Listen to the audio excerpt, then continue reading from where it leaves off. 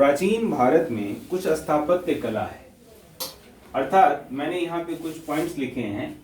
हमारे पूरे स्थापत्य कला से जो प्रश्न पूछे जाते हैं वो इन पॉइंट से पूछे जाते हैं। जैसे पहला है खजुराहो। खजुराहो में क्या क्या था और इसका समय क्या है, ये किसके द्वारा बनवाया गया है और इसमें कुछ खास क्या है। जब भी आप इस तरीके के प्रश्न से इस तरीके के टॉपिक्स को पढ़ना हो तो 2-3 सवाल स्पष्ट कर लेना चाहिए।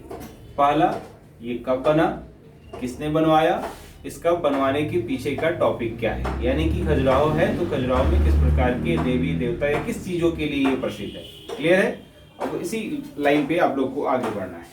सबसे पहले खजुराहो के बारे में है कि ये 950 से 1050 ठीक है ईस्वी के मध्य का है। ये पहला बात हो गया। ये कहां पर है तो वर्तमान के मध्य प्रदेश में है। ठीक है। बनवाया कौन था, चंदेल राजाओं ने बनवाया था। हाँ, चंदेल राजाओं ने बनवाया था। और यहाँ पे मैंने एक बात बताई है, मंदिर निर्माण की शैली नागर, द्रविड़ और बेशर। मैं इसके बारे में चर्चा करूंगा। तो ये मंदिर निर्माण जो था वो नागर शैली की थी। उसके बाद से ये विश्व के यूनेस्को के विश्व विरासत सूची, यूनेस्को यूएनओ जब बना 1945, तो कुछ हम लोगों की विरासत को बरकरार रखा जाए, यानी कि लोगों को बताया जाए कि हमारी इतिहास, हमारी सभ्यता इतनी अच्छी थी, है ना। तो इसको यूनेस्को का विश्व विरासत सूची में इसका जगह दिया गया है। तो यूनेस्को का फॉर्मेशन कौन किया था, इंडिया? नहीं, यूनेस्को वैश्विक संस्था है। यूनेस्को एक वैश्विक संस्था है जो विश्व विरासत की चीजों को देखता है ना। आप यूनेस्को के बारे में थोड़ा पता करके आए, ठीक है, थोड़ा देख लीजिएगा। उसके बाद से इसमें 64 योगिनी मंदिर, ब्रह्मा दुल्हा देव मंदिर, जिननाथ का मंदिर, ये सब खजुराहो से ही संबंधित है। पार्श्वनाथ का मंदिर, जैन का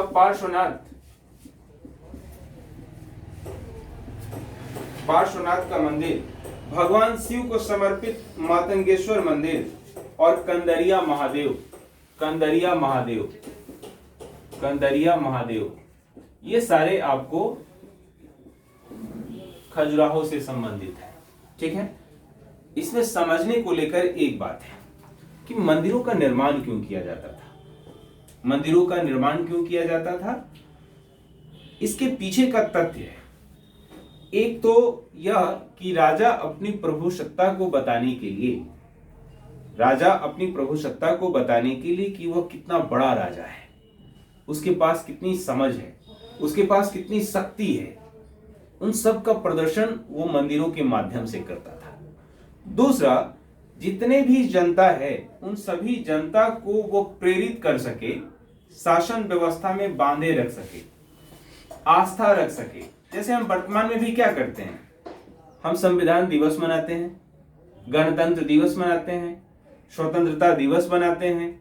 नहीं, हम बापू के बर्थ एनिवर्सरी को मनाते हैं, गांधी जयंती मनाते हैं। क्यों ऐसा करते हैं? ताकि लोगों में हम निरंतर वह मैसेज दे सकें कि अगर हम स्वतंत्र हैं, हम गणतंत्र हैं, तो हमें ऐसा रहना चाहिए। वो निरंतर याद के लिए होता है।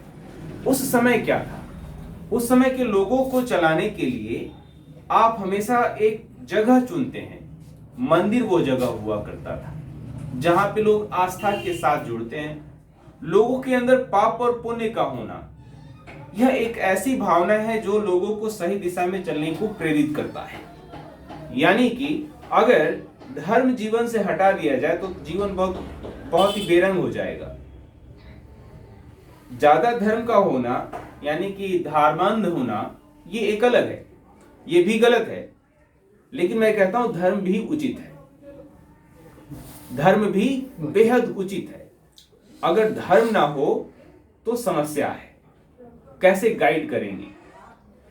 तो लोगों ने ये जितने भी शासक है ना, समय समय पे अपनी प्रभु सत्ता को दिखाने के लिए, आप दक्षिण भारत के मंदिरों को देखिएगा, उसकी भव्यता को देखिएगा, उसकी कला को देखिएगा, आप चकित हो जाइएगा कि इतनी खूबसूरती के साथ कैसे कोई कर सकता है। लेकिन उतनी कम तकनीक संसाधन जो आज आपको नजर आते हैं, क्या उस समय थे? आपको जवाब मिलेगा नहीं, लेकिन फिर भी उन्होंने कैसे बनाया, तो उसका एक अलग मोटिव था जो शासन व्यवस्था को सही ढंग से ले जाने में मदद करता था, भव्यता को बताता था। क्लियर है? चलिए, तो ये खजुराहो के मंदिर से संबंधित सारी बातें थी। दूसरा है एलिफेंटा। एलिफेंटा में कुल 7 गुफाएं हैं। ये गुफा है, गुफा समझते हैं, यानी कि अंग्रेजी में केव कहते हैं, पहाड़ है और उसके अंदर गुफा है। देखिए, गुफा में 7 गुफाएं हैं। एलिफेंटा की गुफा कितने हैं? 7। 5 गुफा जो है इसमें हिंदू धर्म से संबंधित है। हिंदू धर्म यानी कि जो हिंदू के परंपरा देवी हैं उनके अनुसार है, और 2 गुफा जो है बुद्ध से संबंधित है। 2 गुफा जो है वो बुद्ध से संबंधित है। जो बौद्ध भिक्षु है ना, मैंने आपको बौद्ध धर्म बताते समय बताया था, संभवतः बुद्ध ऐसे पहले थे जिनके जो मानव रूप में थे और उनकी प्रतिमा लगाई गई और पूजा किया गया, संभवतः पहले थे। और बुद्ध के विचार जो थे वो ज्यादा फैलाव लिए थे, क्योंकि उनके विचारों में सबको समा लेने की शक्ति थी। चाहे वो गृहस्थ हो, चाहे वो व्यापारी हो, चाहे वो राजा हो, चाहे वो सैनिक हो, सबके लिए कुछ ना कुछ था बुद्ध के दर्शन में, तो उससे ज्यादा जुड़ाव था। तो 2 गुफाएं उन पे संबंधित थी। ठीक है, गुफा में और है एलिफेंटा में राष्ट्रकूट। जब मैं दक्षिण पढ़ाऊंगा इसके बाद तो मिलेंगे। राष्ट्रकूट वंश के लोगों ने इसे बनवाने में मदद किया था। इसमें जो 5 हिंदू है तो उसमें एक है त्रिमूर्ति, ये शिव से संबंधित है।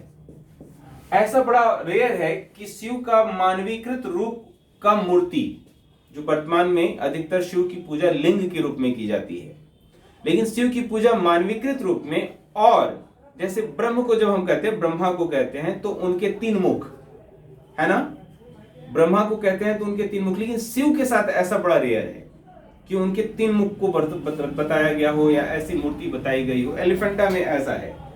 ठीक है, अब अगला है एलोरा। ठीक है, एलोरा के बारे में है, ये भी गुफा है और महाराष्ट्र में स्थित है। महाराष्ट्र में एक जिला है औरंगाबाद। महाराष्ट्र में कौन सा जिला? औरंगाबाद। औरंगाबाद में एलोरा है और उसमें कुल 34 गुफा है। कितने हैं?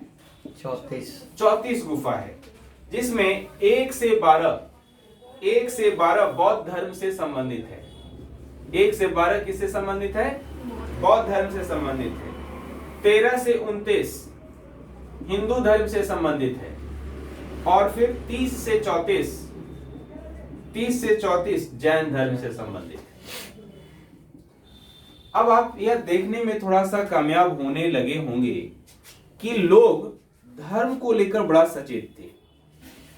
यानी जो गुफाएं होती थी या जो भी कहीं निर्माण की बात होती थी, उसमें मंदिरों का स्थान प्रमुखता से होता था नहीं।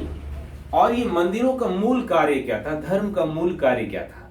धर्म का मूल कार्य था लोगों में यह चेतना जागृत करना कि कैसे वो आसानी से सामाजिक व्यवस्था में बरकरार रहें। अब समझ में आ रहा है कि मंदिरों का निर्माण इतना भव्य क्यों होता था?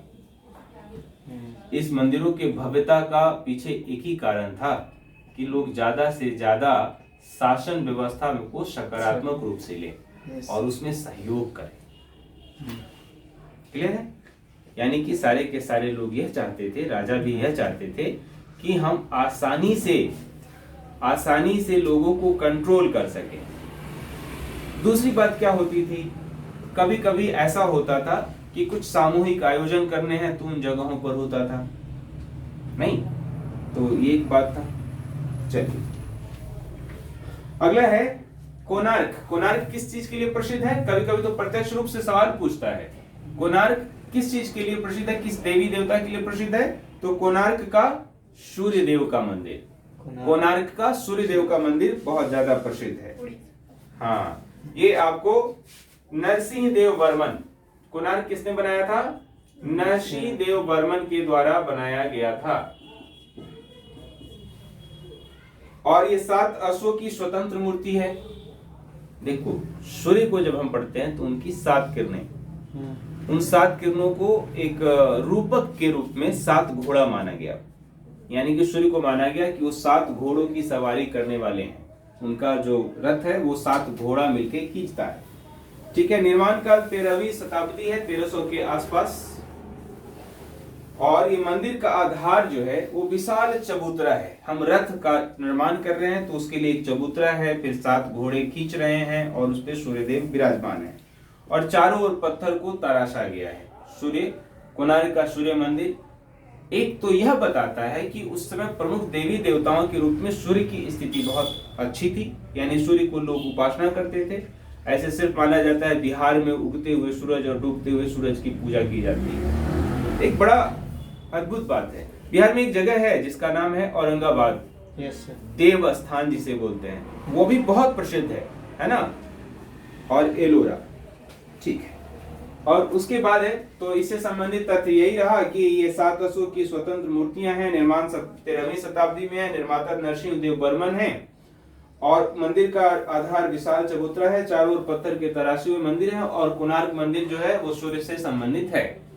अगला है आपका लिंगराज मंदिर। लिंगराज शिव है ना, लिंग शिव के रूप में उड़ीसा के भुवनेश्वर में है। नागर शैली में बनाया गया है। आर्य नागर शैली का सर्वोत्तम मंदिर है। सबसे ऊंचा इसका शिखर जो है वो सबसे आकर्षक भाग है। शिखर मतलब सबसे ऊंचा वाला पार्ट जो है वो आकर्षक भाग है।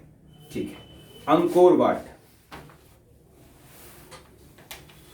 अंकोर वाट विश्व का सबसे बड़ा विष्णु धर्म का मानने वाला भगवान विष्णु का मंदिर है। ठीक है। अंकोर वाट जो है वो यशोधरपुर अंकोर है, कंबोडिया में ये स्थित है। कंबोडिया भारत का हिस्सा अब नहीं है, कंबोडिया में स्थित है। सूर्य बर्मन द्वितीय, इस पे एक विवाद हुआ था वर्तमान में। अंकोर वाट जो कंबोडिया है ना, पटना में एक जगह है महावीर मंदिर। ठीक है। तो वहां पर एक उसके माध्यम से रामायण मंदिर की परिकल्पना की गई है और यह रामायण मंदिर पूर्वी चंपारण के केसरिया के आसपास विकसित किया जा रहा है।